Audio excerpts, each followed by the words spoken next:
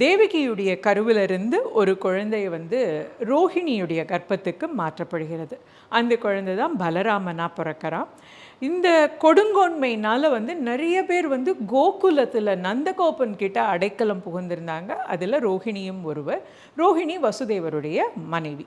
இது ஒரு புறம் இருக்க, மகாவிஷ்ணுவாகிய திருமாலாகிய என்ன சொல்கிறாருன்னா, திருமால் தன்னுடைய சகோதரியாகிய மாயாதேவியை கூப்பிட்டு, நீ நந்தகோபனுடைய மனைவி வயிற்றில் கருவா பிறந்து மாயையான சில காரியங்களை செய்யணும்னு சொல்கிறார். அந்த ஆజ్ఞைப்படி மாயாதேவியும் கோகுலத்தில் யசோதை வயிற்றில் கருவாக இருக்கா. ஒரே நேரத்தில் அந்த பக்கம் கோகுலத்தில் யசோதை, இந்த பக்கம் தேவகி.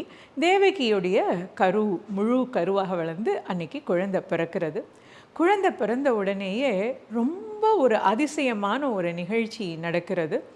அந்த குழந்தை தான் யார் அப்படிங்கிறத தேவகிக்கும் வசுதேவருக்கும் காட்டுறான்.